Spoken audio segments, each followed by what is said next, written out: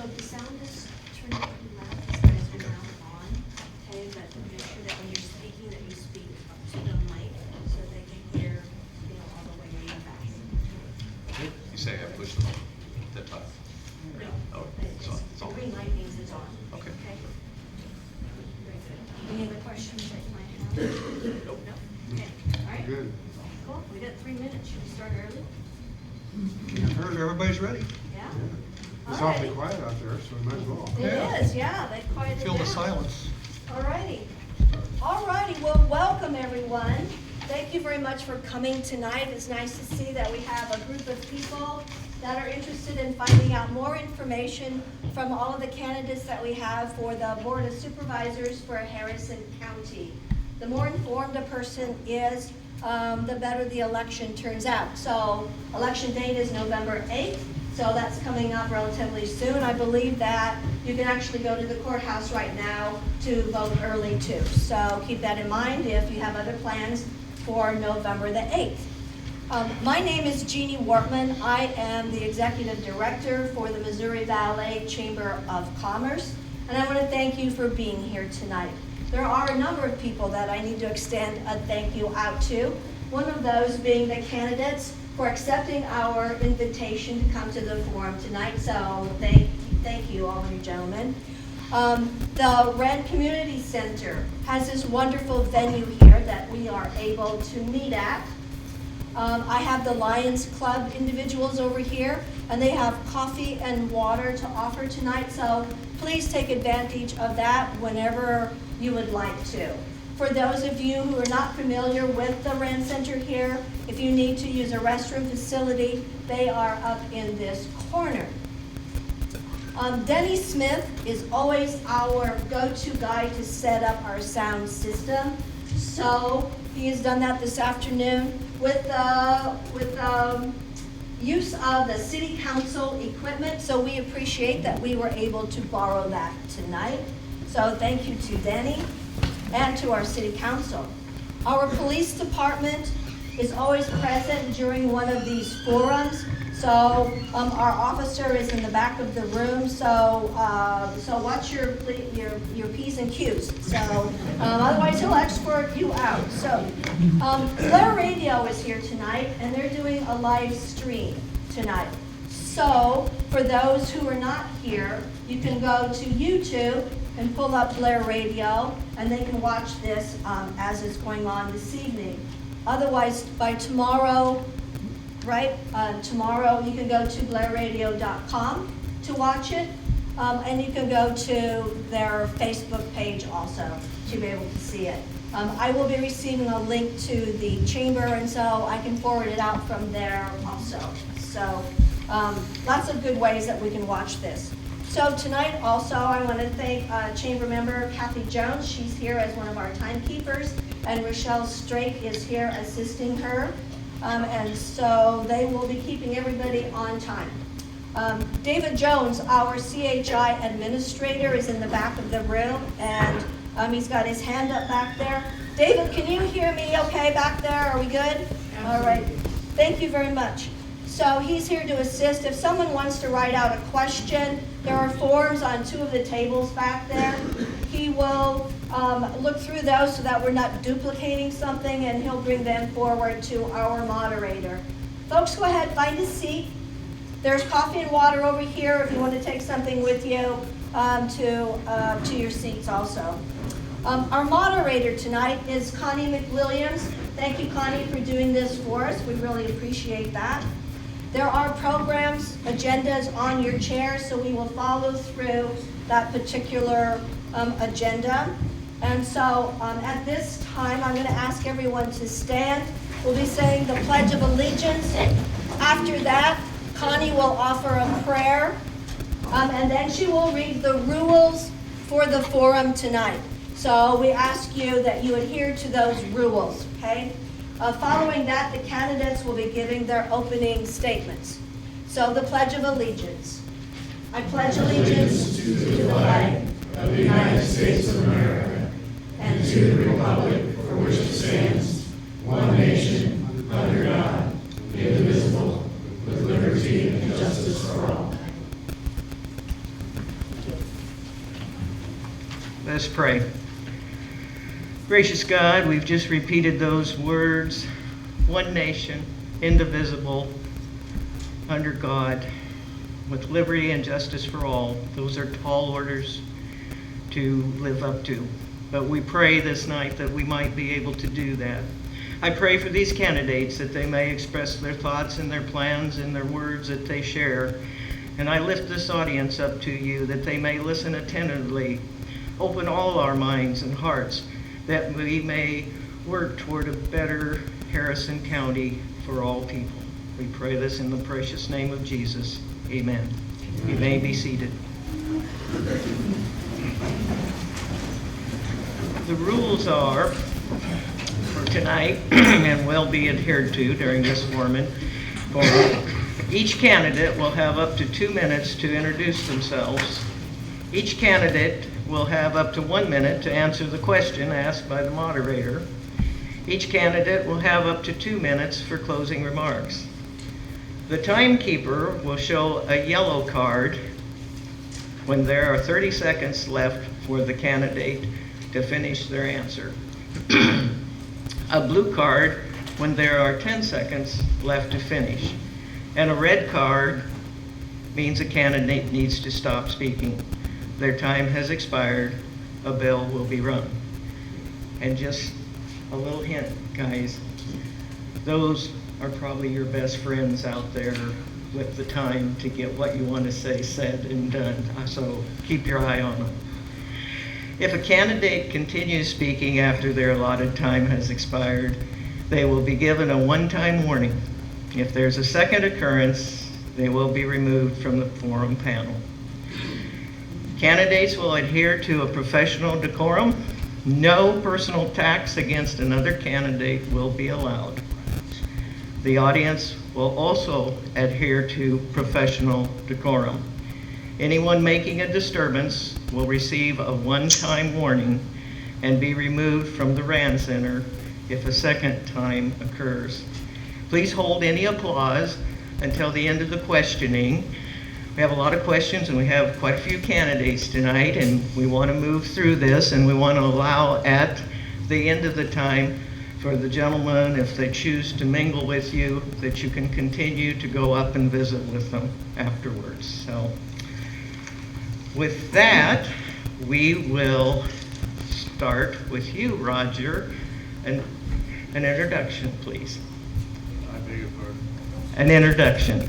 I'm Roger Gunderson, past city council member and currently on the Soil Conservation Commission. I'll pass. My name's Dan Coors.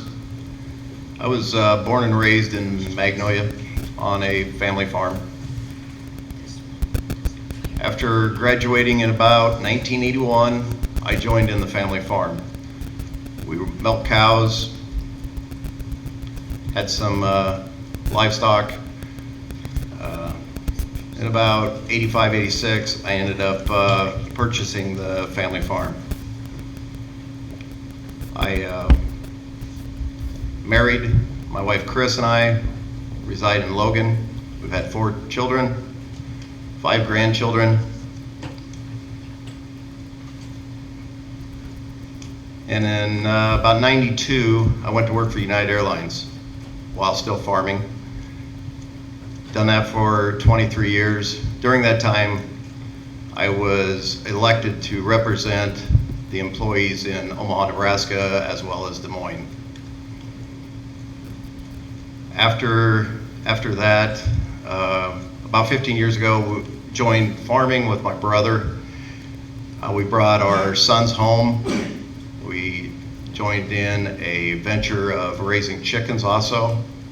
Still raise cow-calf herd and raise chickens and still farm.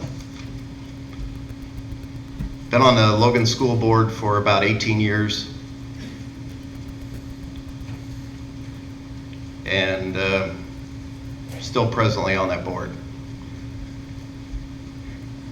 I enjoy living in this county, very proud of this county, and I appreciate being here tonight. Thank you. Brian? I wrote this down because I knew I would forget. I am Brian Reif, and I'm here to ask for your vote November 8th.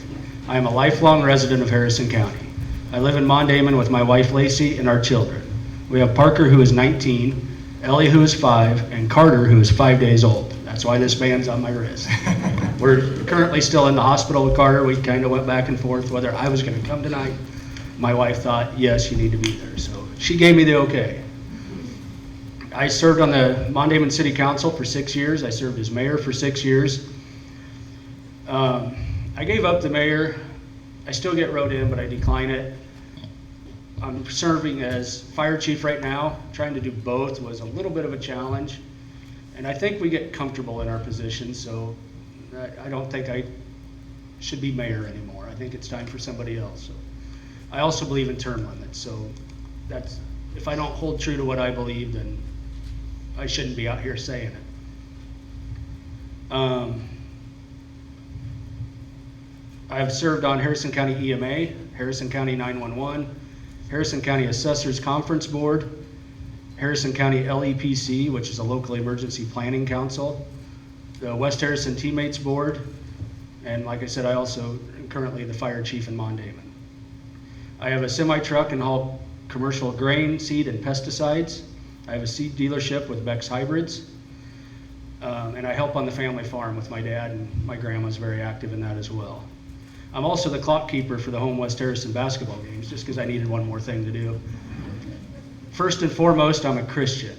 My faith in God will always come first. My wife and I are members of the Mondamon Church of Christ. I'm a constitutional conservative. I believe the Constitution was to protect people from the government and not government from the people. I'm running out of time, so I'll stop there. Jerry? We're glad you're here. I too wrote it down because I know myself too well. I will ramble. My name is Jerry Kaiser, and I'm running for this office because I just felt moved to serve, and so I had the opportunity to do so. So here I am. I don't know about y'all, but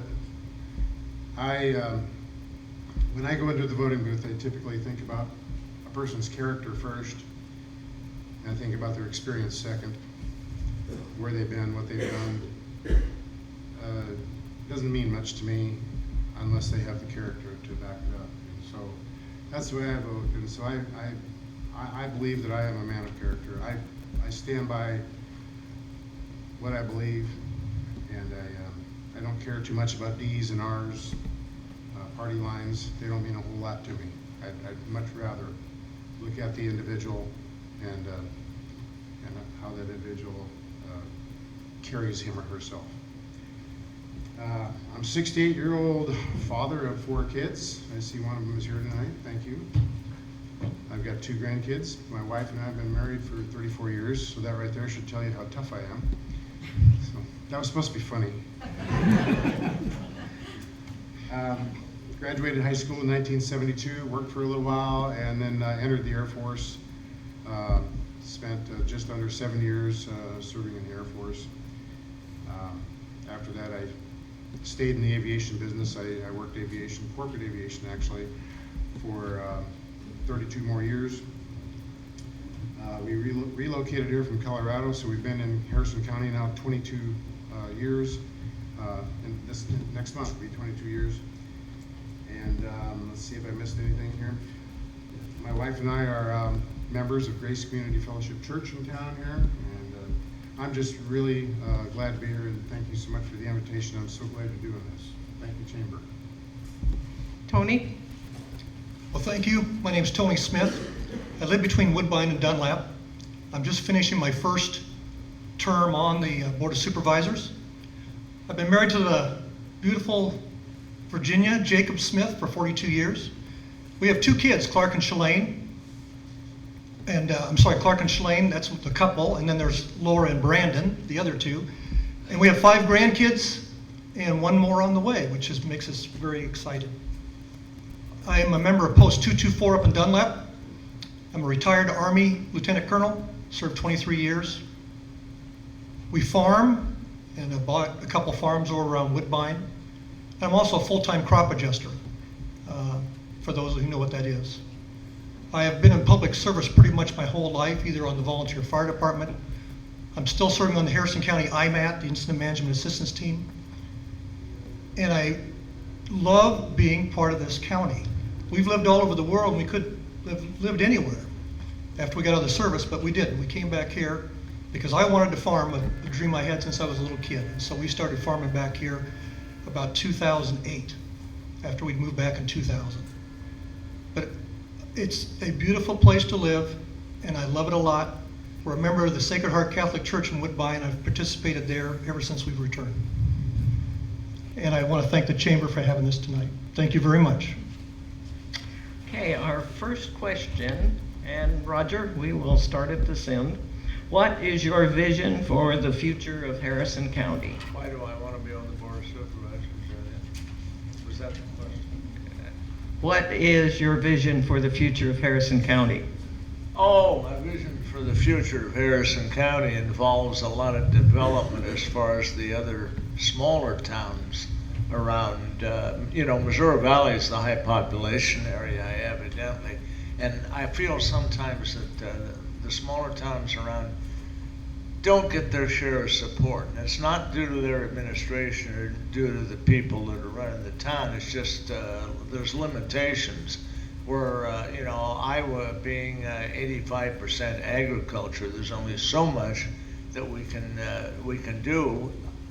Maybe bringing in more agriculture-related industries or businesses because that's what we're good at. Then we can try for some of the other types of businesses and enterprises. But we probably would have to commit ourselves to helping our neighbors. That's it. That's all. Okay, Dan? Connie, my vision for Harrison County is that we're setting in an excellent location.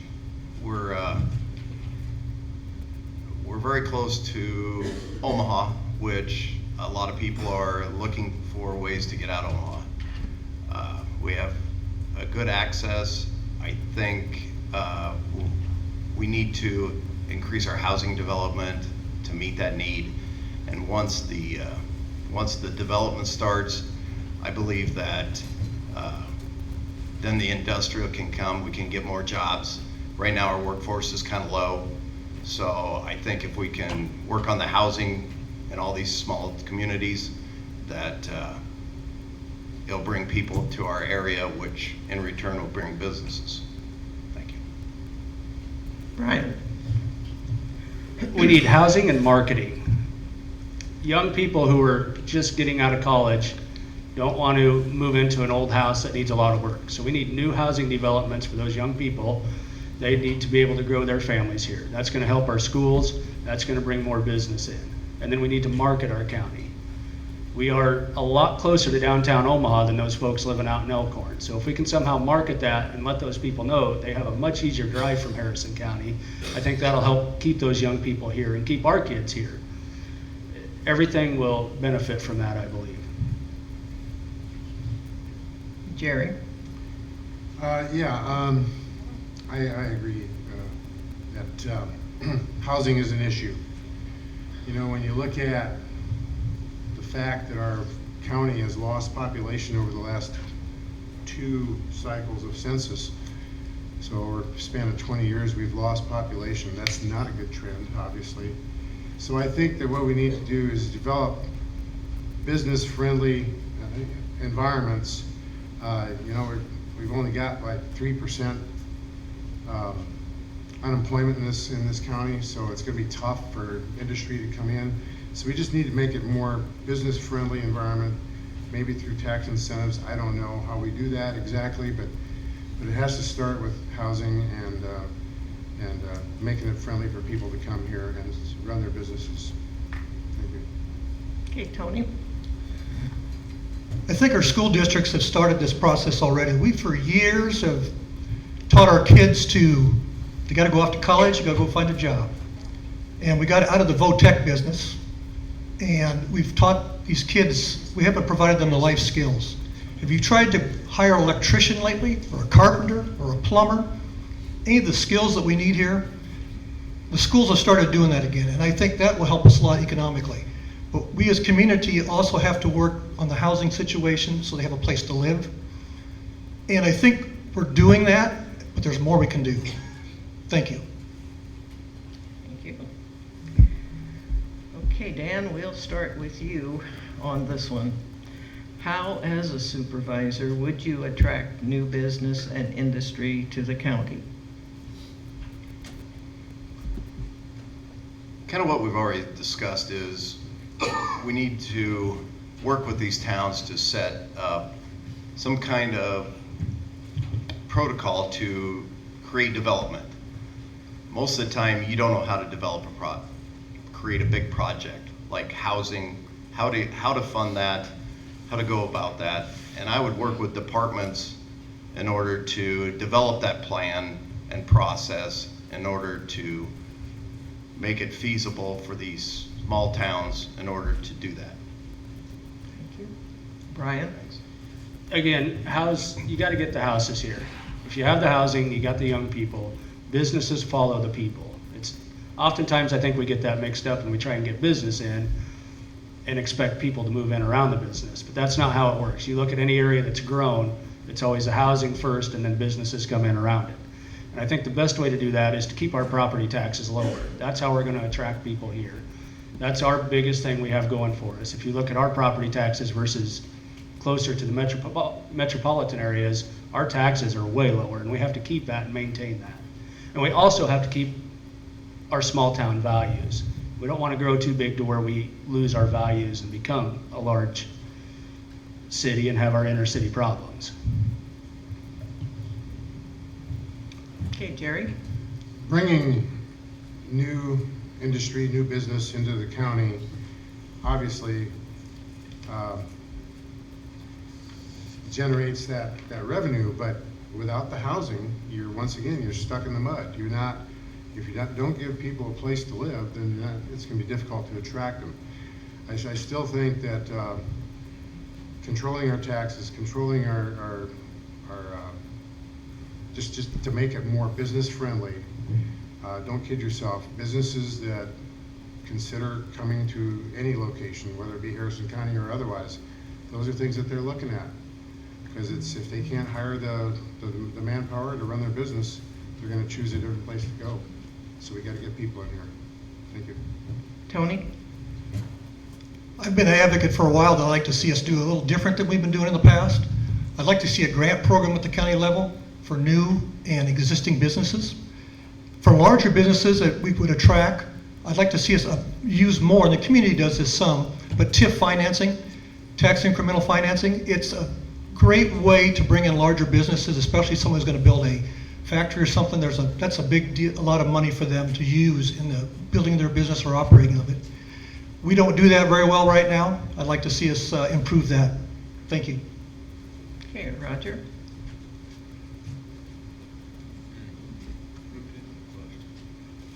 How, as a supervisor, would you attract new business and industry to the county?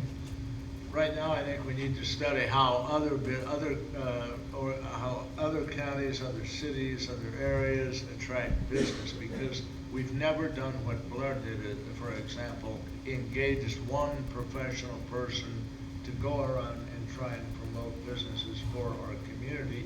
We always left that in the lap of existing non-professional developers within city government. So what you got to do is get someone that does this, that really knows how to go out, how to approach, that looks at your weaknesses, looks at your faults, and looks at your strengths. and then tries to get those appropriate types of businesses into the communities. That's all. Okay. Brian, we'll start with you on this one. What is your position in funding public education in the county? I think a lot of tax dollars are already spent on education. I like the library program. I know that's currently being funded through the supervisors. But I also think that if you start throwing more tax dollars, there's more strings attached, and then that's more stress on our school boards. I would rather see a lot of that left up to our local school boards. That way you have that control in each of your school districts. That's it. Jerry? I don't actually see where funding of education is applicable to this job. I think that we, at the county level, we control our taxes, we don't overspend, don't spend money that you don't have, and as Brian just pointed out, there's like a good deal of that money is already going to the school. 40–50% of our tax dollars are going to support the schools. But as far as us driving that boat, I'm not sure that that's applicable to this position. Tony? I kind of agree with you, Jerry. I think a lot of that is out of our hands. But I will say, if you turn your tax bill over and look down to the number 3 item on your tax bill on the back side, it's Iowa Western Community College. And I've met with the other supervisors from this region at different boards, and except for Pot County, nobody's very happy with them. They don't reach out like they used to. We used to have Iowa Western extension type facilities in every community that had a school. And now, without the help of some local funding here in Mo Valley, I don't know if they would have come back. So I do think we need to look at that. We need to get together on that, start asking the question to our state representatives, why are we being forced to pay that great amount for so little service? Thank you. Okay. Jerry, what significant health needs do you see in Harrison County, and what should the county's role be in addressing them? You'd love to get an opportunity to answer that. Oh, Dan didn't get a chance. Roger didn't either. To you, Roger. What was the question? Oh, he didn't, yeah, he answered that, didn't he? No. We started Okay. with Okay, let's, the new business and industry. The school. The What are you school. saying? You I'm changed. sorry, I don't understand. Okay, let's just back up easy here on it. What is your position in funding public education in the county? Okay. We've obviously got a moral and a social responsibility to support public education. Private education just can't do it all. The thing about it is, I've seen over the years, I graduated here from high school, went on to college, 2 or 3 colleges, made my way back, tried to help out in 2 local businesses, loaned out some money and this, that, and the other. The kids, we educate them, they take off. The only time they come back is make sure they're still in the will. We have to do something at some level to, I don't know, obviously you don't want kids coming back, start a business and go broke and have a bunch of debt. That's not it. But after they developed all these skills in the universities, training schools, whatever they do, come back and do something for the community for a few years. That's my opinion on it. That's what I would suggest, a little emphasis on that. That's all. And Dan, I better let you have a crack at that, hadn't I? What is your position in funding public education in the county? Well, I think that our local county, we have more school districts in our county than most of the counties in Iowa. We, as taxpayers, can't afford to pay anymore. So we're going to have to continue with the state funding to help operate our schools. If we try to increase that locally to try to meet that, there's no way we can afford that. Iowa Western has started to work better with us. We got a facility here where we got a joint venture with West Harrison, Missouri Valley, Logan, and Tri-Center. And I think it's a good move on their part to help us with that need for the juniors and seniors to get them ready to go out into the world, in the trades, really. So, thank you. Okay. Now, Jerry, what significant health needs do you see in Harrison County, and what should the county's role be in addressing them? The county's role, I think, right now is to stand down. Just, let's wait and see. There's just not so long ago, perhaps a year or two ago, we made some significant changes, additions or modifications. The building, the health department is in pretty good shape in that regard from an office perspective. But we just put Dave Shear in there. I think we need to give him a chance to see what he can do with things. So I don't think we need to make any significant changes until we take a wait and see on it and see how things go. Obviously we need to keep pace with pay and benefits so we can minimize turnover. But other than that, I think we just need to stand down for a bit and see how it goes. Okay, Tony. I think we have a fantastic public health department. I really do. And I think David was a perfect fit to make it even better. As far as the county, the other things, and I'm going to say this with a caveat. I think one of the biggest problems we have in this county is support of mental health. But I'm going to tell you, David Jones is making big changes down there at CHI in Mo Valley, and I'm hoping we get it fixed. My understanding is we got rid of the contractor that was in there with the business, and now we've got real practitioners in there, and I think that's going to help us a lot, but I think we were in a desert for quite a while. Thank you. Roger? What significant health needs do you see in Harrison County, and what should the county's role be in addressing them? The county's What significant problems are you? health needs. We're talking about health needs. Health. What's she talking Health needs you. Oh, health issues. Okay, here's the way I look at it. We got a lot of older people here. Sometimes they feel abandoned. Sometimes they feel like, they're not part of things. And I know each community tries to do something. One of the big health issues could be this COVID kicking back up again. They're talking about it over in Nebraska. We got some great people that handled the last COVID issues that we had. But we've also got in Iowa, and I don't know how much of that occurs in Harrison County, malnutrition among children. A lot of kids, one meal a day. That's all they get. And the thing is, I don't know if it's happening here, but we got to start looking into it. And that is, and we got some great nurses. I've had visiting nurses come to help me when I was recovering from surgery. So those people are great. But they need maybe a little more latitude to start looking at families and saying, not to judge someone else's kids, but to say, I think they need help. That's it. Okay, Dan? Our health department, I think, does a pretty good job. We have an issue right now with elder care, nursing homes closing.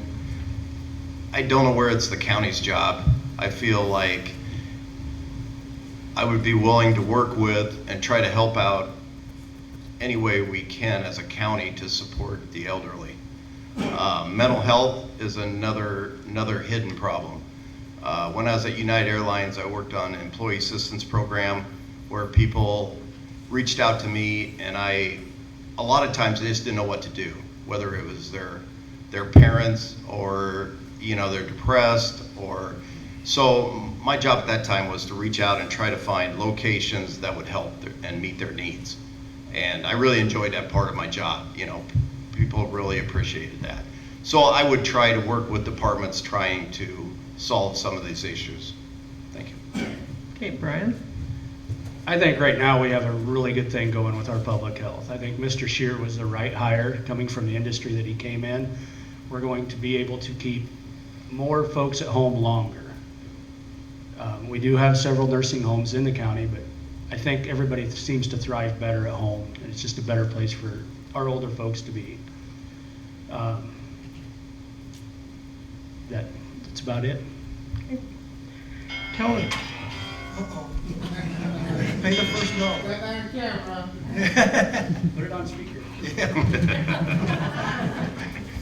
Okay, Tony? Would you plan on any changes to current taxes? The best thing you can do as supervisor is fight to keep yourself within budget and do not raise the levy. It's the first question we get every year, the general levy or the rural basic. Those are probably the biggest things we do, and the only change I would have is to keep the taxes where they're at. Thank you. Roger, would you plan on any changes to current taxes? Current what? Taxes. I don't think there's too much we can do with them. One of the issues is we are right about in the middle of the scale for taxation. Now, if anyone feels that they're being treated unfairly, my house insurance doubled too last year. We've got a situation in here where I don't know. I had generally 16% to 22%, 16% on land, 22%. That's of the assessed valuation.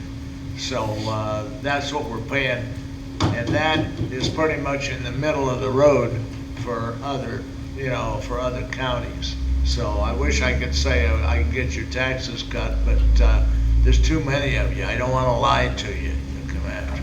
But we can work on it. That doesn't mean we can't work on it, And maybe there are issues. Maybe these guys have got some ideas too. That's all. Okay, Dan? We keep raising assessments on our property.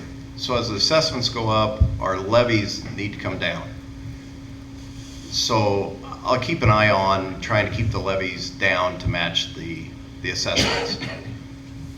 Otherwise, that's the only way we can lower the taxes, is try to keep a level field. As assessments goes up, the levies should come down a little bit. If it keeps the same, we're putting more money in everybody's pocket, and our taxes are going up. So we need to watch that. Thank you. Ryan? Dan took the words out of my mouth. It only takes X amount of dollars to run the county. So if your assessment goes up, your levy should come down.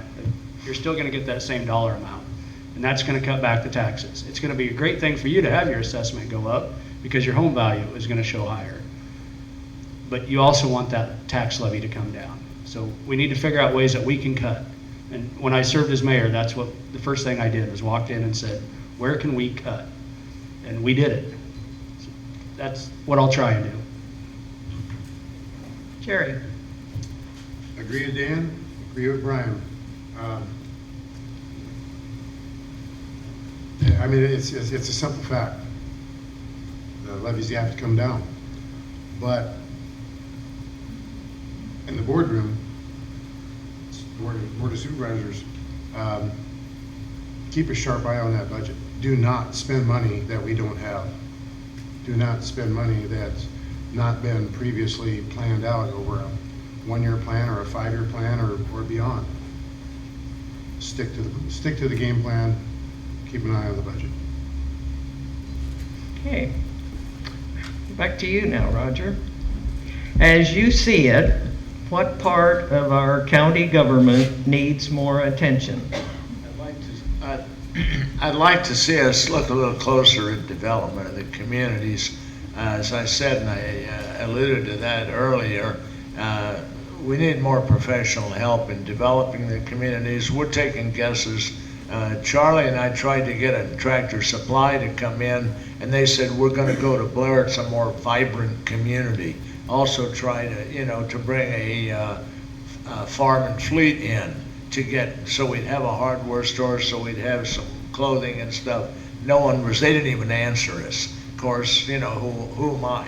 But the thing is, unless we get some outside assistance, I think, I didn't feel qualified to go out and try and promote a community, but we need a little help doing that. We're a farm community, let's face it.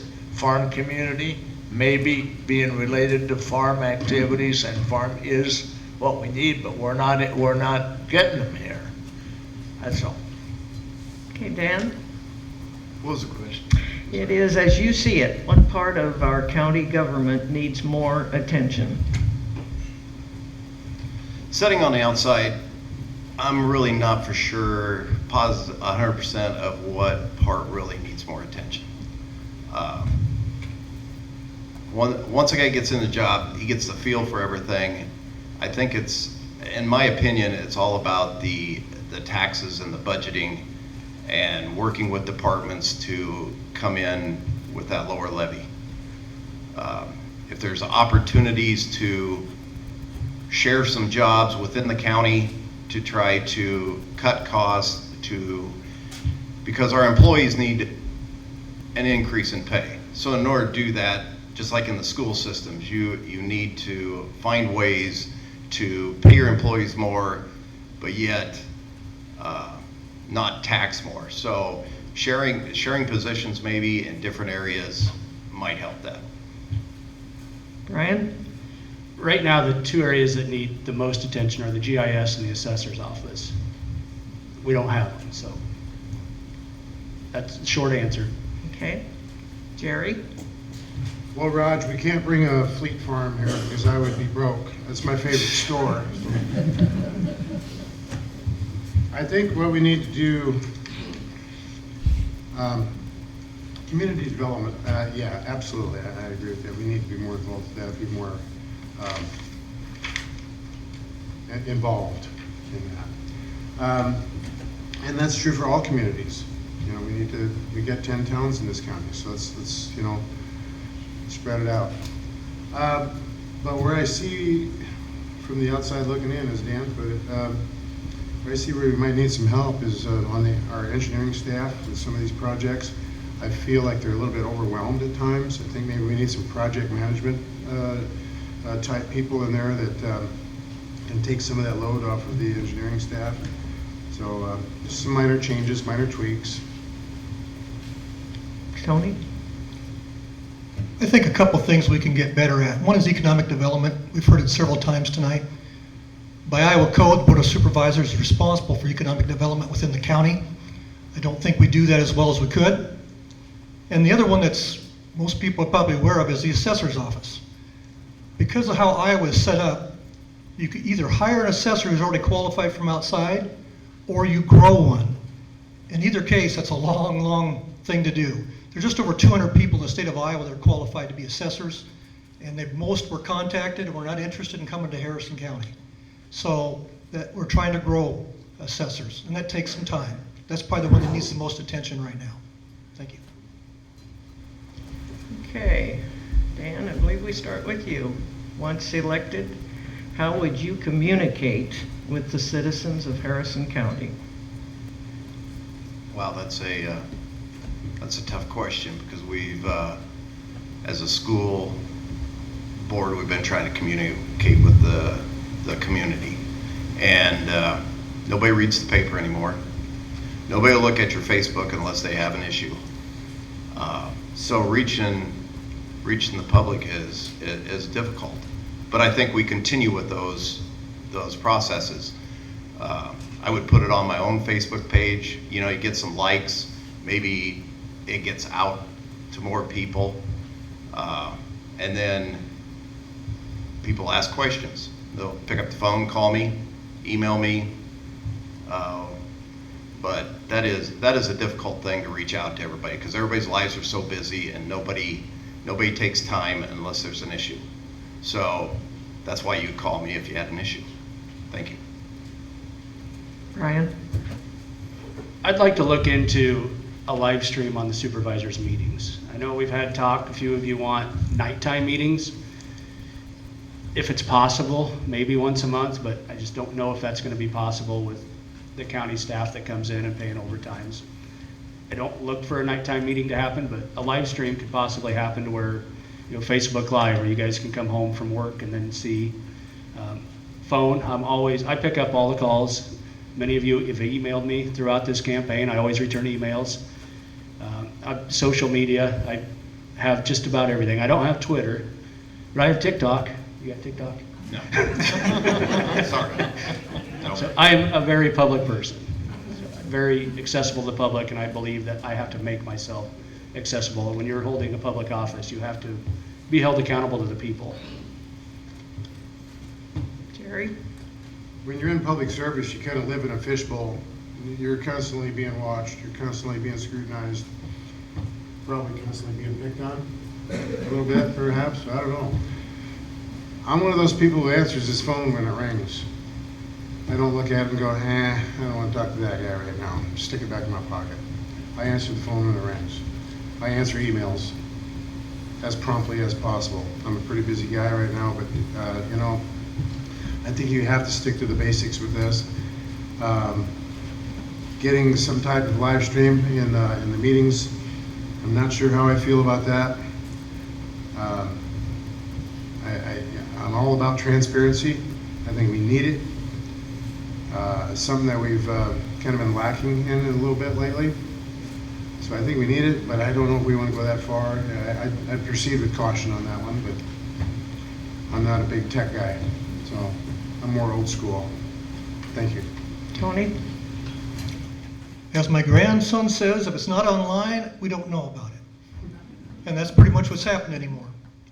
I have a page I post things on, but probably the best thing is the county's webpage. And if you want to know, I'm the one that puts the agenda up there every week. And if I don't have it up there by noon, people are calling me. And my number is 712-592-9817. You can call me anytime. But there's several ways you have to put the word out. And I haven't found the one that works. We have it in the paper. A lot of us older people still read the paper, but the young people do not. And so we're going down to social media is what we're going to have to do to get the word out there. And I'm also with everybody else. I don't know about the live streaming. So, thank you. You. Roger? How would you communicate with the citizens if you were I elected? think face-to-face is great. I suggested this when I was on the council, nobody bid. I like the idea of town hall meetings. We could have county hall meetings, have them up and load.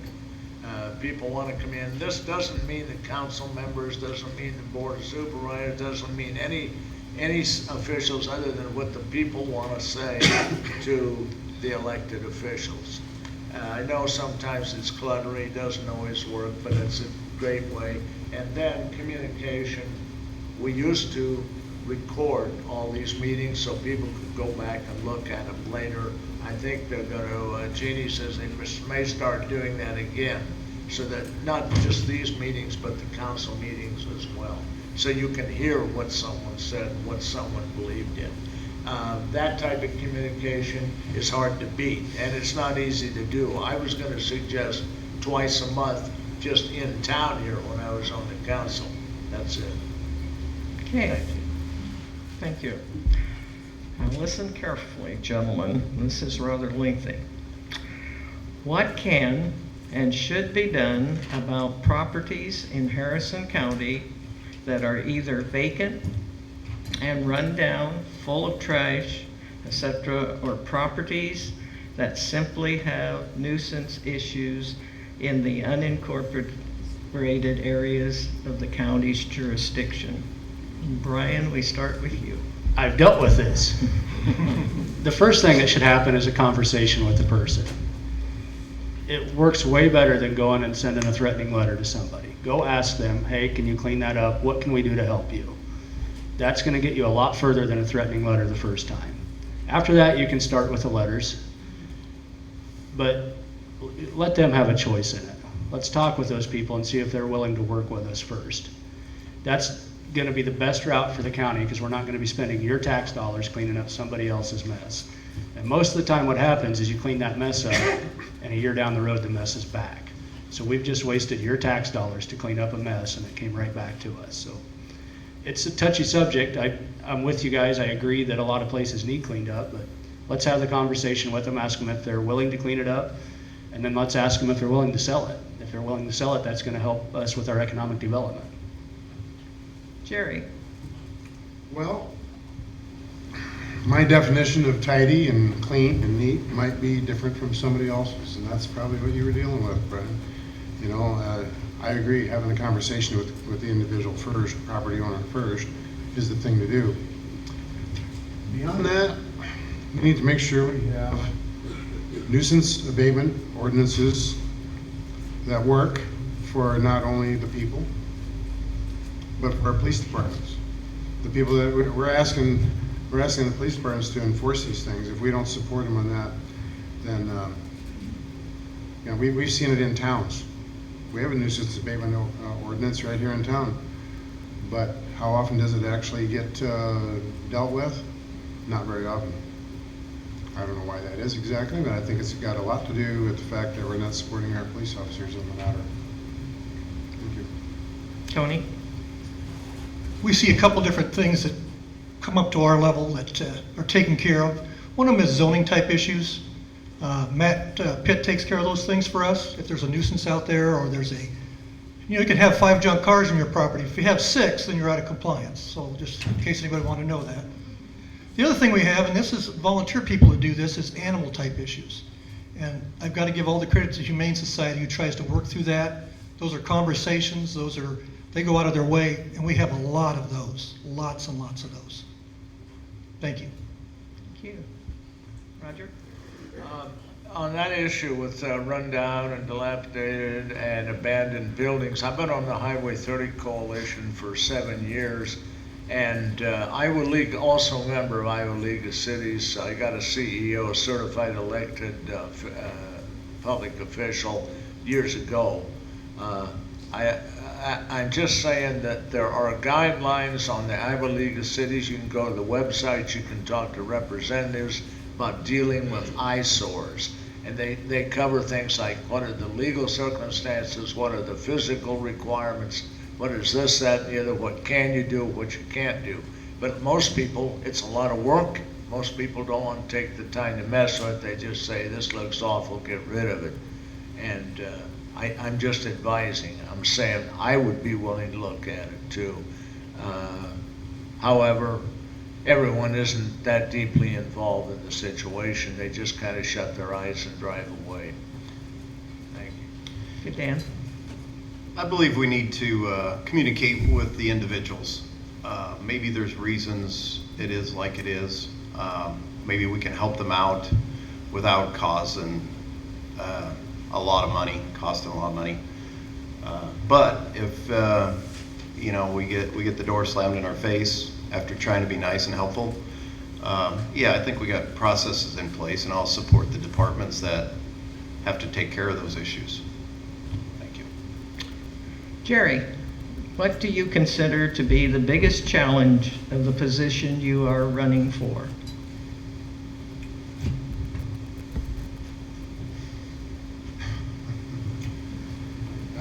Boy, that's a tough one. There's so much to get your head wrapped around. I think for me, it would be spending time in the budget, getting my head wrapped around that. What's there? What's in progress? What's out there that's unfinished, needs done? How to get it done? There's just so many different things. It's hard to put your finger on one. But I guess for me, it would be a matter of just getting my arms wrapped around the whole job. This thing does have a job description. Job 1 is to manage the county's money. And so that needs to be taken top priority, in my opinion. Thank you. Tony? I understand the budget, I understand the county organization, I understand the chains of command, which is quite interesting. But the hardest thing about this position is answering the questions, the valid questions you have, and find a solution for them. Sometimes we can't solve them all. And that's the biggest challenge for me, because you want to solve them all. When you come from a military background, every task has a solution, but sometimes that's not true in county government. And so that's the biggest challenge for me, is to work hard and try to find that answer for you. Thank you. Roger, what do you consider to be the biggest challenge of the position you're running for? Roger? The biggest challenge I got is these 4 guys. Other than that, Other than that, I don't think I'm as well known among the residents in the communities around as I am by the farmers. Most of the farmers, well, a lot of the farmers know me. And I think probably new ideas, and that's what I want to try and bring, is a little different way of looking at things. Nothing big radical stuff, just kind of slide in with some little improvements and things as maybe we should. Would you think about it? Because selling new ideas is really tough. And I know people are, it's a conservative state, one of the most conservative states in the Union, and that's why we've survived so long.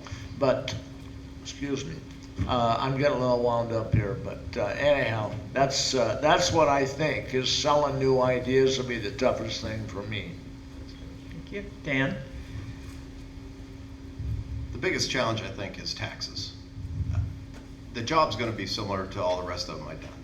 It's just trying to keep the taxes down and work with the departments in order to keep them under control. With today's society, everything's skyrocketed. 20, 30, 40% on everything. So I think that's going to be the biggest challenge I see in this job is trying to keep the taxes down. Thank you. Brian? Learning the job is going to be a huge challenge, learning the hierarchies that Tony spoke about. The other challenge for me is going to be the family balance. I know there's other boards you serve on as a supervisor, so a lot of those boards are in the evening, trying to find that balance with my family. It's going to be very important to me to continue to spend the time I do with them. Hey, thank you. Well, some of you have already alluded to this, but we haven't had the answer from all of you, so we will ask it now. And we'll start with you, Tony. Would you support the supervisor meetings being live streamed and placed on YouTube to be viewed live and also to be able to be played back later for people who are interested in them? I'm kind of ambivalent on this. I mean, I guess I don't see the value in it, but if that's something that people feel strongly about, I don't have any problem with it. Okay. Roger? Yeah, I'd support it, but I would like to be sure that how it's done is within the limits, financial limits of the county budget. But, it could be done. We used to do it on this community. But I mean, let's not go crazy, with helicopters and everything. I'm just saying, if we could keep it at reasonable cost, I'd be glad to get, to have these things live. That's all. Dan? I'm not in favor of it, but I wouldn't deny it either. My concern is people coming to the board with their issues and their problems and their concerns. If we just put our meetings on, some people don't want to be on YouTube. People don't want their faces pasted everywhere. So my concern is maybe we wouldn't get the public response and input in our supervisors meeting. Otherwise, it's an open meeting. Whether you post it live or not, it's an open meeting. So I mean, my concern is people won't come to the meetings. They'll just sit back and watch it on TV. We need input. It's a community. We need people to come and talk to us. Thanks. Brian? Yes, I think it would help us with our transparency. A lot of folks work during the day and can't get off at 9 o'clock on a Thursday morning. So I think it would give them an opportunity to see what happened. They could send emails, give phone calls to the supervisors and let them know, hey, this is what I'd like to see, the direction on this. So it would help with the direction that you guys want to go, because we are elected to represent you. So the more transparent we can be, I think it's the better. Okay. Jerry? I'm not necessarily in favor of it, but I wouldn't fight it either. I see some benefits to it, but I think we'd have to be careful with the technology. Make sure it's secure. Make sure we don't have funny stuff happening. You know what I mean. I wouldn't fight it. I wouldn't balk it. Okay. Roger, we are back to you. Regarding your prospective position as supervisors, what do you consider to be your greatest strength and weaknesses. Well, you know, I had a farm background until I was 18 years old. I lived with my aunt and uncle over in Yolnapop County. Then I had a municipal background. I was on the city council. I got to learn a little bit about budgets. And then when I was going to college, I was going to University of Iowa. That was pretty much liberal arts and military training. But then I got to Creighton. It's finance, accounting, all of those office skills, you know. And I jumped over to the College of St. Mary for computer science skills. So, you know, I guess I'd say most of my skill development has been academic, but I'd like to say I've got an eye for public issues as well. That and the fact that I'm a 70-year veteran of Missouri Valley, and my grandparents are from Missouri Valley, and I'm saying Harrison County, not just Mo Valley, but the whole county. That's it. Okay, Dan? My strengths, I feel, are my dedication, my loyalty, and my persistence to follow through. My weaknesses are probably public speaking. Being in front of an audience, I really don't care. One-on-one, I'm really good, but I really don't enjoy being in front of a big group of people. But no, I appreciate everything tonight. Thank you. Ryan? Strengths, I'm a hard worker. I work about 16 hours a day, so I will put the work into the job. Weaknesses, you're gonna have to ask my wife. She can answer that much better than I can. Probably I work too much is what she would tell you. Okay, Jerry? Strengths, I would say my work ethic. I don't think there's anybody that can ever accuse me of being lazy. I'm always busy, I always got something going on, and it's always meaningful work, as far in my mind anyway it is. So I will work hard, and I will work hard for Harrison County. I'm honest, I'm straight up, don't pull punches, don't talk around corners. I'll be straight up with people.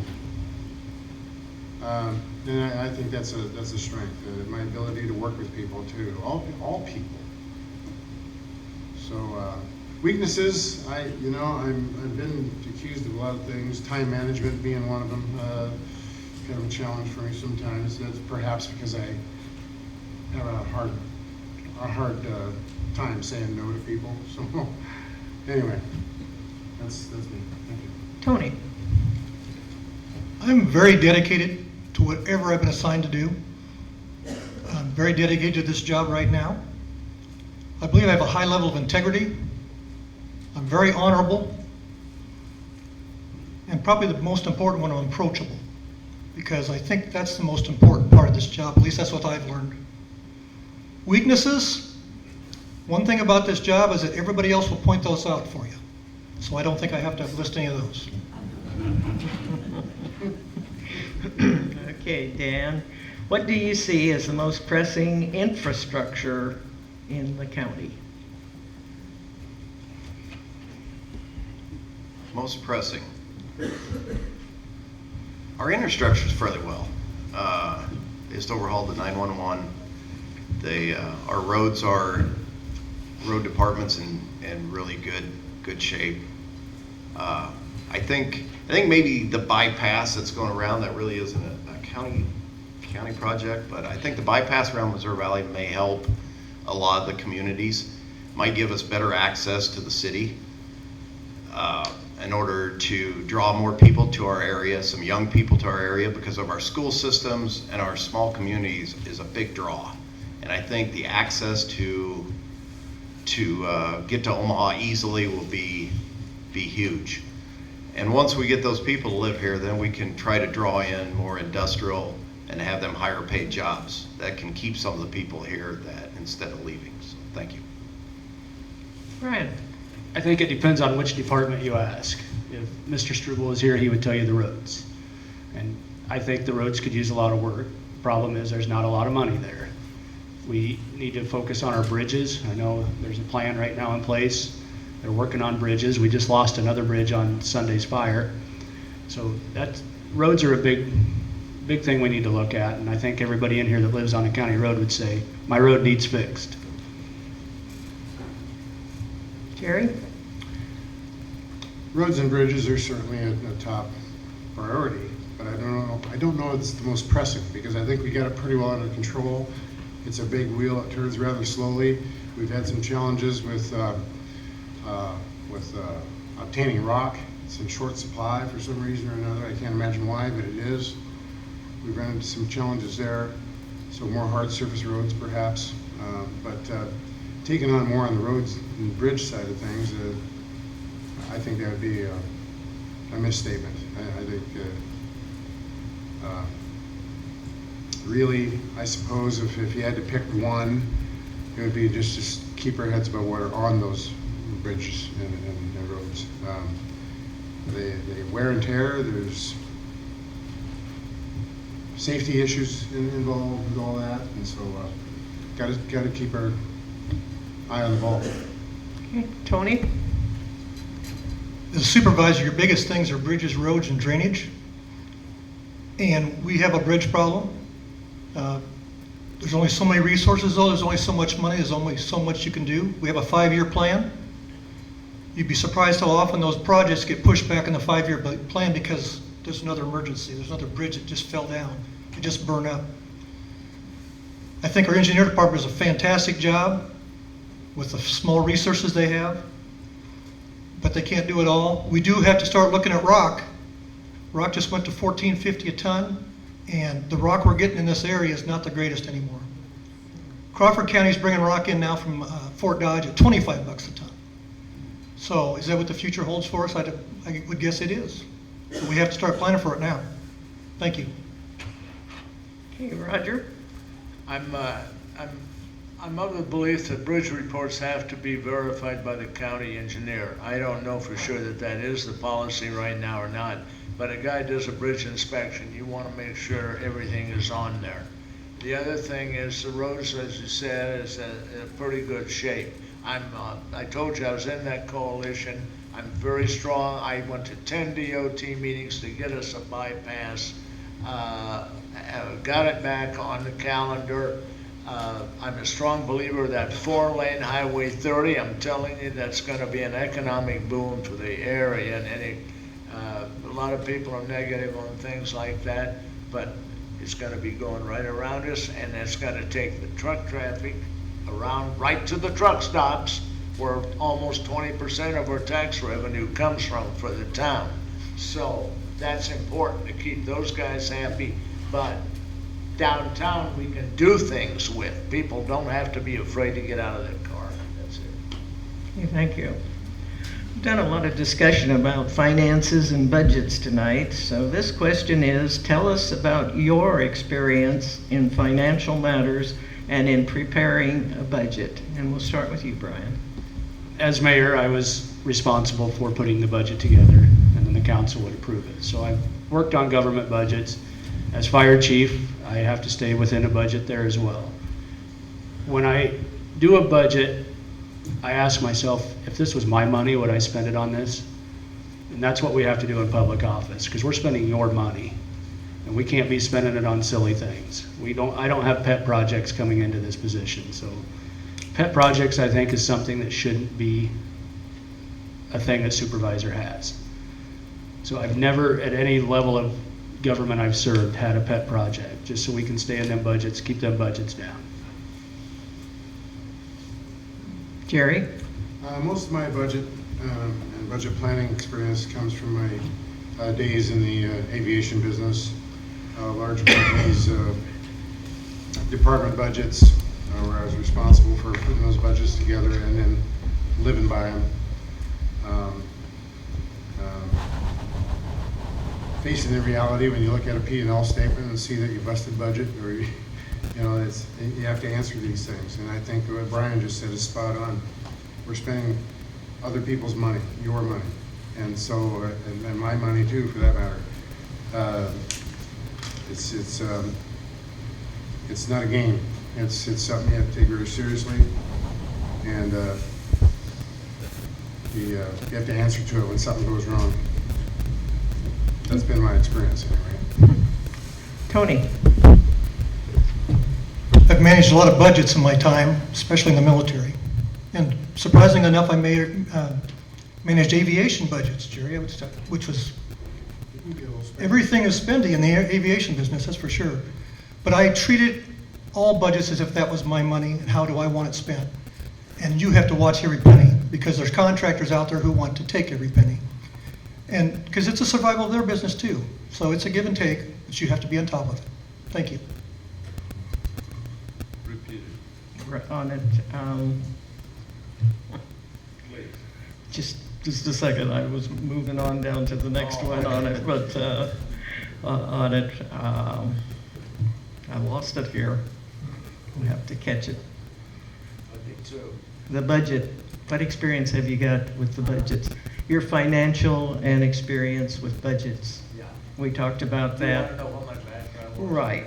Okay, Experience. financially, of course, like I told you, most of it's academic experience. I did learn a little bit, you know, about from my, some of my relatives are in the cattle business, allocation of assets, how to cope with fluctuating markets and this, that, and the other. To some extent, I'm aware of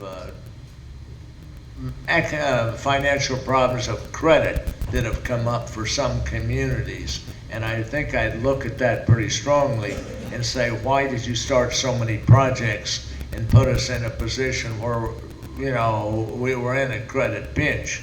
That causes a lot of trouble, and that happens sometimes. People want to make a big show, they do a lot of different projects, things like that, and then they find out their credit is getting squeezed down on them. So that's my financial point of view. Be, you know, work hard, save your money, and go to church.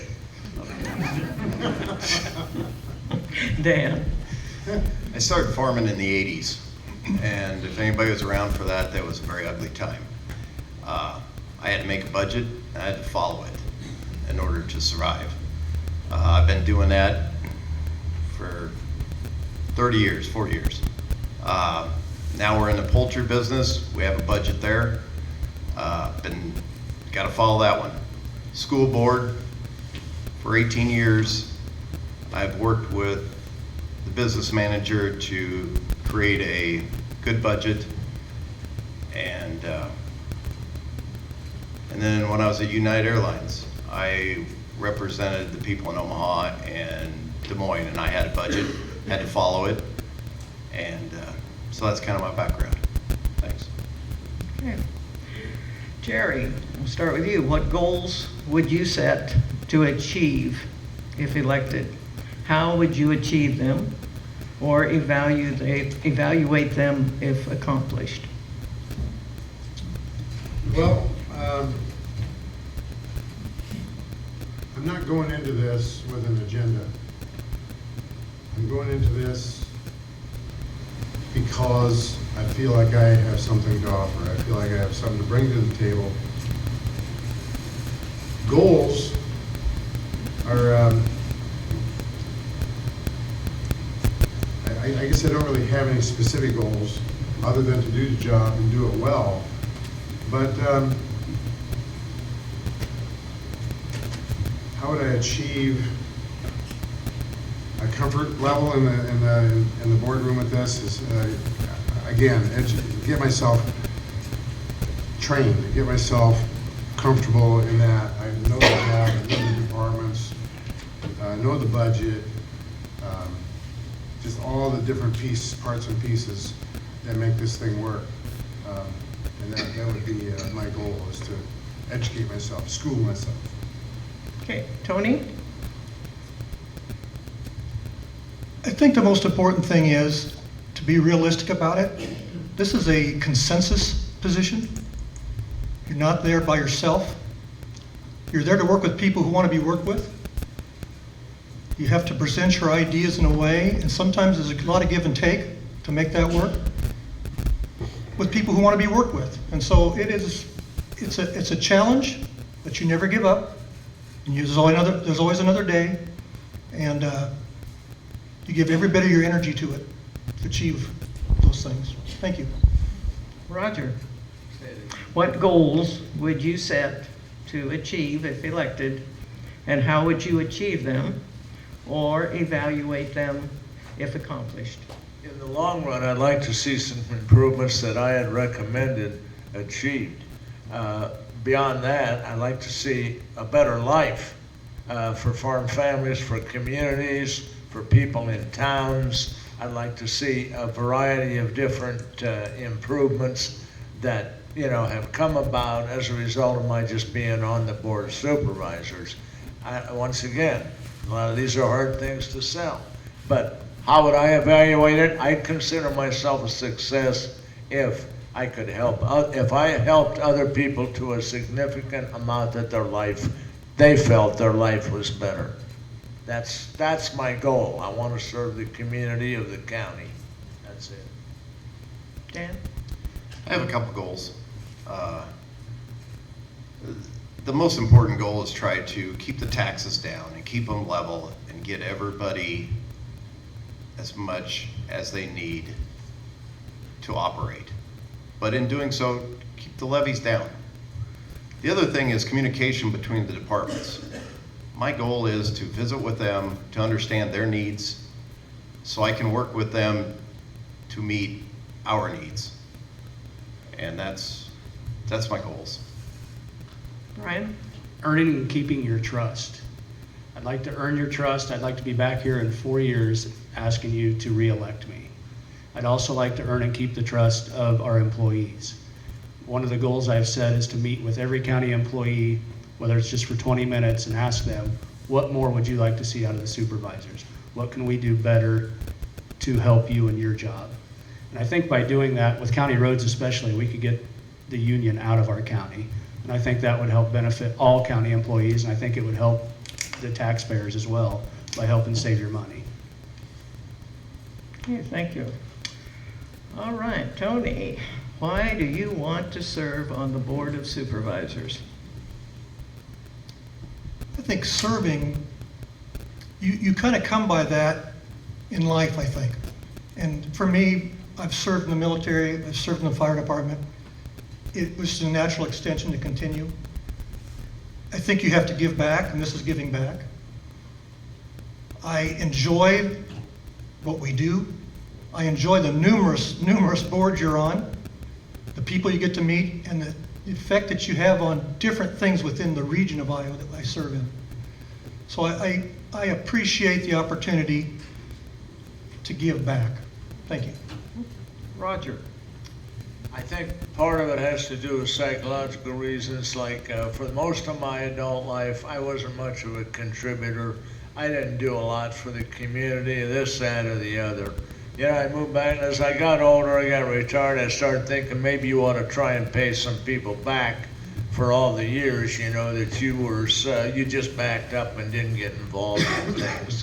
So I've been trying to get involved in everything, county, city, you name it. On boards, on commissions, things like that. That's why I want to be on the Board of Supervisors, because I want to try and contribute to the county. And I feel like, maybe I could make a difference for the better for people. But I looked at my life and I said I haven't really contributed much of anything to society. That's why I started going a little bit crazy running for office all the time. That's it. Dan?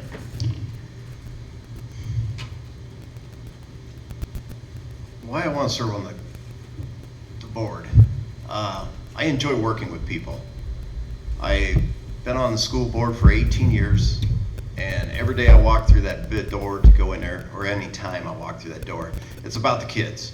It's about how I can help them, educate them, and bring them out into society to better themselves better than I did for myself. I got 5 grandchildren that it's very important for me that the county does well, thrives well. I want them to live here and enjoy life like I have, being around these small communities.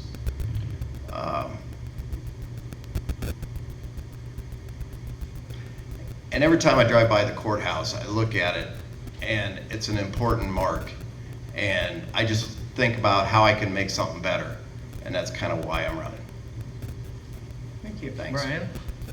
I love to be active in the community. We're active in our church, I'm active in Mondayman. I feel like with all that activeness I've had, I can bring that to the county level and represent you. I think everybody in this room and everybody in this county needs a representative who will vote for them, and that's what I want to do. We represent you guys. What the majority of the county wants to do is how I'll vote. So I'm bringing that with me, and that's why I want to serve, is to represent you. Jerry? I see it as a new challenge. I've done a lot of stuff in my life and excelled at some of it and failed at some of it and learned lots of valuable lessons along the way. But this is different. This is service. My whole entire career has been service oriented. Served in the military. I served my churches. I served my schools. I served, my community, and I just want to give back. And I think there's a certain nobleness about that. Is that a word? It is. That's a new word, Jerry. But I enjoy people. I've never really met a stranger. I can approach anybody, and I feel like I'm pretty approachable as well. So I just see it as a challenge and something new and exciting for me. Thank you. We do have some questions that have come forth now. You guys didn't get these, so. What do you think of the bypass? We'll start with you. I can let you know already what I'm pushing for. I'm hoping everyone learns to love it. I think it's gonna be a good economic move for the whole county. It's gonna help a lot of people, and I think it's hard to visualize what good can come of it, maybe right now. But all you gotta do, second highest volume highway in the state of Iowa. Interstate 29, St. Louis, all the way to Canada. What a location. What the hell happened is what it's my fault as much as anyone else's. I didn't get involved early enough. That's what I think of the bypass. Thank you, Roger. Dan? I think it'll be a good thing. I think it'll open up our communities and give us better access. I think it also will help Missouri Valley. They have a very nice Main Street. Tourism is huge. It's bigger than anybody realizes. And it would give them an opportunity to come to these small towns, see these brick buildings, and I think it'll be good. And as far as the rest of our communities up the road, it'll be better access to the city and bring the young people into our school districts and lower our taxes. The more people we have here, the lower the taxes will be. So, thank you. Brian? I think it's a great idea. I think it'll help us economically, and then first and foremost, it's going to be safer. If any of us have ever tried getting out of our vehicles on Missouri Valley's Erie Street, it's dangerous. So anytime we can make it safer, I think that's the right move. Jerry? I'm a little bit mixed on this one.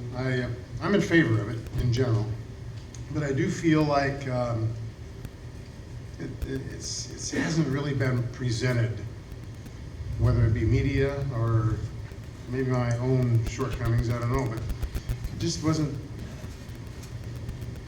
there's some gray areas, okay? And I see what you're all talking about when you talk about economic benefit, you talk about accessibility, you talk about access to the cities and them to us.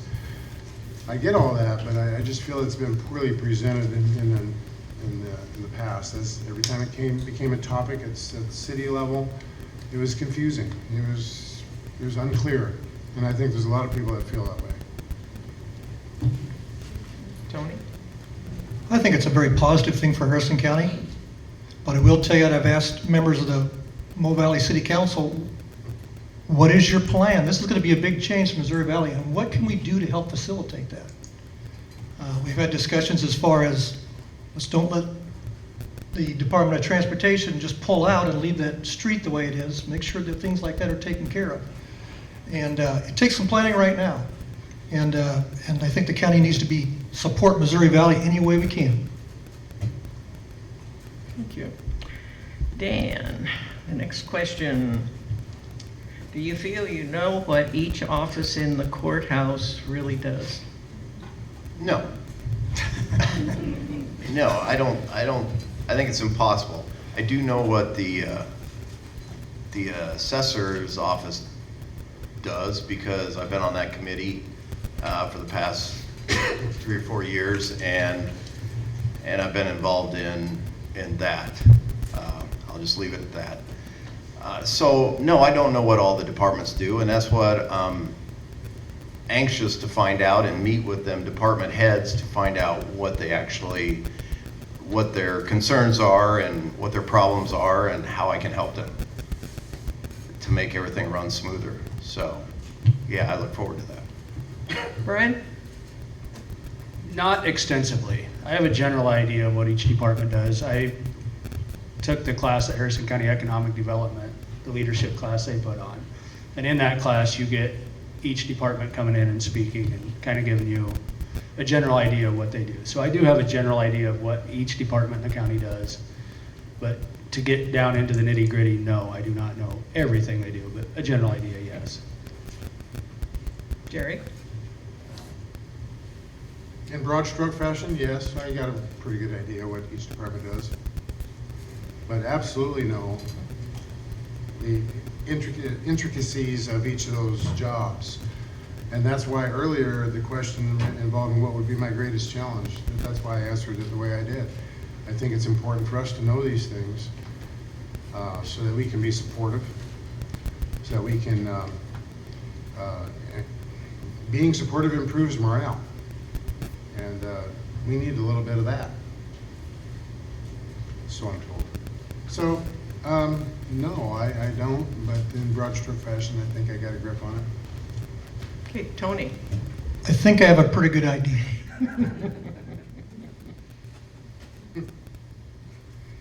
Is that all you want to say? Yes. Okay. Thank you.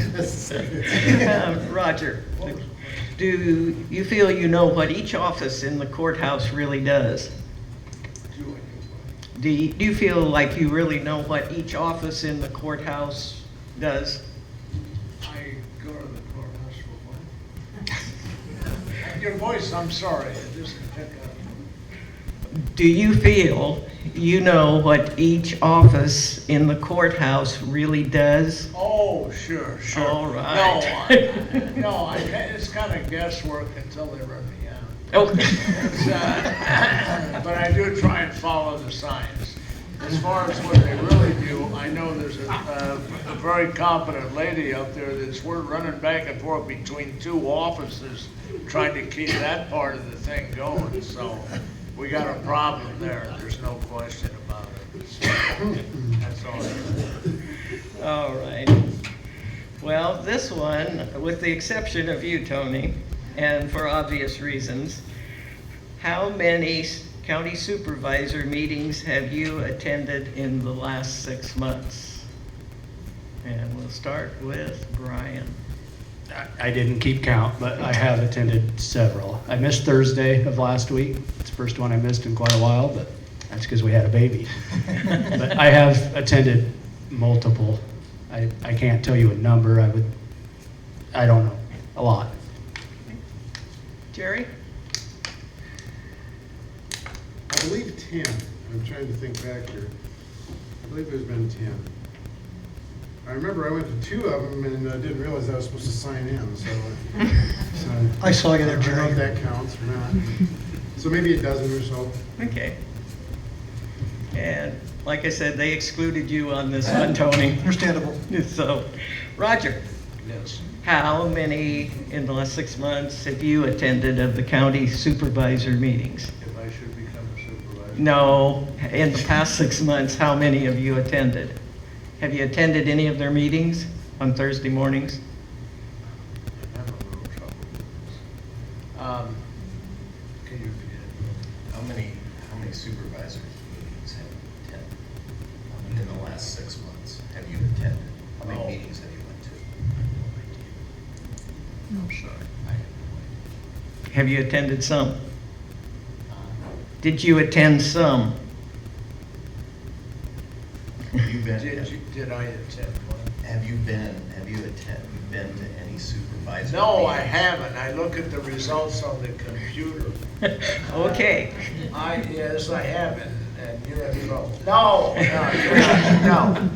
I do look at the results on here, but I'm also, since I'm in the soil conservation gig, we do that too, and I do go up there for those.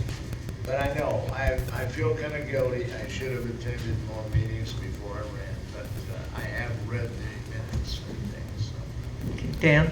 that's it. I have not attended any meetings. Okay. All right, we have one here. What are your opinions on creating an animal control position in Harrison County within public health or environmental health? I will read it again. I didn't know that was on the lips. It's not. This is from them. Oh, from the audit, okay. Yeah. What about it? What are your opinions on creating an animal control position in Harrison County within public health or environmental health? Probably, and I thought we did have an animal control person. We did years ago. We don't anymore? Okay, I would talk it over with the Humane Society and see what their proposals are for that position. And if they would accept applicants for it. And it should be a skilled job in some way if you can, because it's very important to me. There you go. Dan? I'd have to look at the proposal to see what it's going to cost, what it's going to detail, how many people it's going to take. It's going to be a tax on somebody, so it will, unless it's going to be a volunteer or a funding. Don't know. I'd have to see the proposal. Thank you. Brian? I'd have to look at the need, if it's something that we want to create another position on the taxpayers. I know the Humane Society does a great job now. They have their spay and neuter program. They're getting a lot of control on cats in the cities. The sheriff's office, they do a little bit of that. Large animals is tough. So we'd have to look at all of the aspects of it and make sure it makes sense for taxpayers. That's a lot of money to create a position. So we'd really have to look pretty hard at it. Okay, Jerry? Every time I look at the job that the Humane Society does now, I'm just amazed. It's all volunteer. It's amazing the work they do. I'm in favor of it. Also, I'll say that right out, I'm in favor of it, but I do agree that we need to study it and make sure that there's, the cost versus the benefit is there. And so we probably need to study that a bit. But I'm certainly in favor of it. I see a disconnect sometimes in the way things go now with regard, I should have said disconnect. The burden is put on the police, okay? And sometimes things don't just go exactly right. And so the Humane Society people will get called anyway, regardless of the police involvement. So I think there's room for improvement there. And so I'd be, for that reason and that reason only, I'd be in favor of looking at it. Okay, Tony? There's a proposal. I think some volunteers have worked very hard at it. It'll be before the board coming up. I think the budget might need some work yet. I don't think we're there as far as that goes. If I remember right, there was over 300 calls last year, and these volunteers did it day and night. And even the sheriff's department calls them because they don't want to have to deal with it. So there is a need. We just have to tailor it for what we actually have going on in the county. Thank you. And I support it 100%. Thank you. Thank you, Tony. Okay. Now, this is not for Tony and Brian. This question says, why did you not run in the primary election?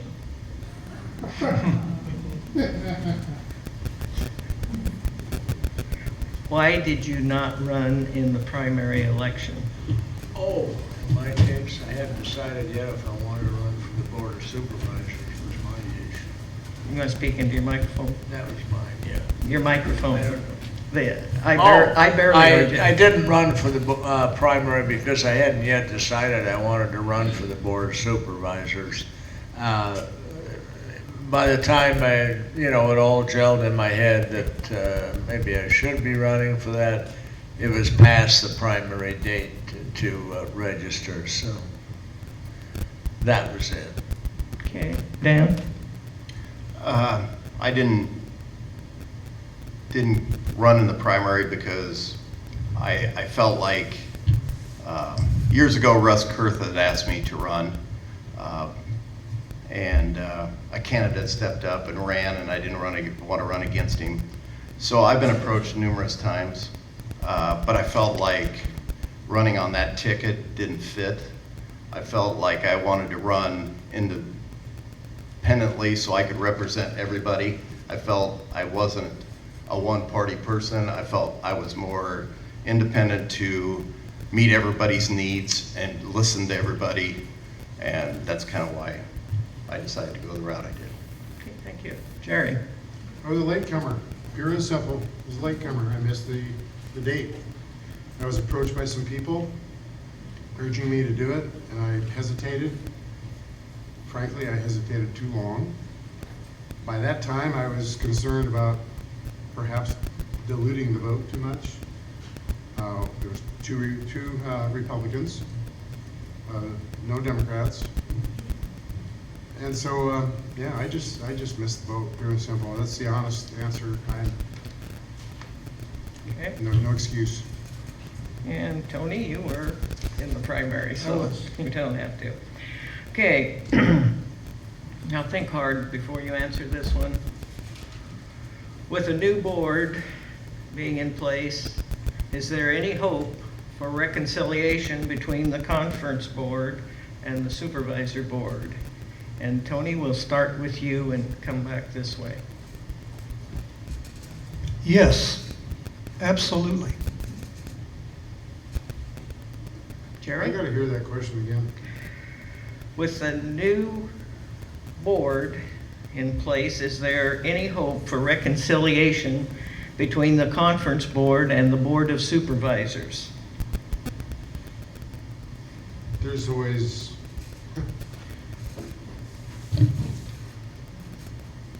room for that. I have to say yes. I don't know what the issues are, but even not knowing what those issues are, I still have to say yes. There's always a place for that. There's always a way to work things out. There's always a way to find some common ground. So I'd say yes. Brian? Yes. Dan? Absolutely. Roger? I don't think I fully understand the issue. With a new board in place, is there any hope for reconciliation between the conference board and the board of supervisors? I wasn't aware there was any conflict. Okay, So- that's your answer. Thank you. Jeannie, do we have any more, or? That's all the questions that we had from the audience. Okay, we'll go to the 2-minute wrap up. Why should voters choose you over the opponents on this? We'll start with you. Yeah, I think that probably my approach is a little different point of view that would be to the advantage of the county. I mean, these guys are all smart guys, they're all capable, but I think I'm capable too. And I think that my different point of view to things might make a difference and improve things for people. That's the reason I want to run for the Board of Supervisors. Thank you. Dan? I feel that I work hard for everybody. I don't care where you are. I don't care what town you live in. It's about pulling everybody together and trying to save as much money. I pay a lot of taxes. You can look it up. I pay a ton of taxes. If we can utilize and save some money in our pockets and develop and bring people to our area,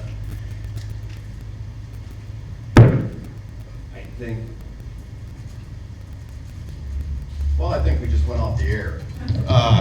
Okay, thank you. Now I lost track where I was, but anyhow, my dedication and my loyalty and my approachment, you can always approach me. I feel that I am the best candidate because of that reason. My family all lives here. My grandkids live here. This place is very important to me, so I'm going to work very hard to get the values and everything that this county deserves. Thank you. Brian? I think being the youngest candidate on the ballot gives me an advantage.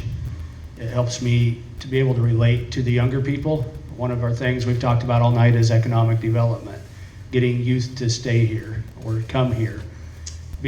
My age allows me to be able to relate with them and their needs a little bit. We do that on the fire department. We have a junior EMS program that's just exploded. It's huge. And we work very well with them. The leadership I have shown on the fire department, I've earned their trust. I'd like to earn yours as well. I think I have the experience with government offices. So I'm probably the best looking one here too. Oh, no. He stole my thunder. He stole my thunder. I was gonna... You got the best haircut, Brian.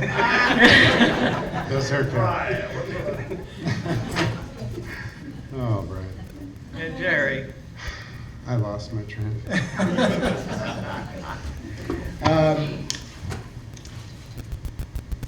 Anybody who knows me knows that I'm very, very approachable. I love people. I love dealing with people. I understand that when you're in public service, I understand that you are my report card. I'm open to feedback. I'm open to ideas. I'm open to suggestions. I don't have all the answers, but I darn sure will work hard at all times. And I'll never lie to you. I'm all about transparency, and I think that's very important. I will concede that Brian is definitely younger than I. So, you know, folks, I just, I hope that I've earned some degree of confidence here with you all tonight.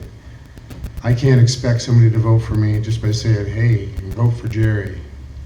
It doesn't work that way. You have to earn this stuff.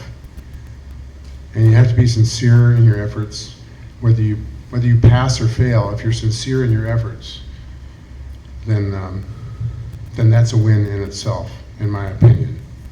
Because integrity is, it's so important. So I hope I've earned some of your trust tonight. Thank you. Tony?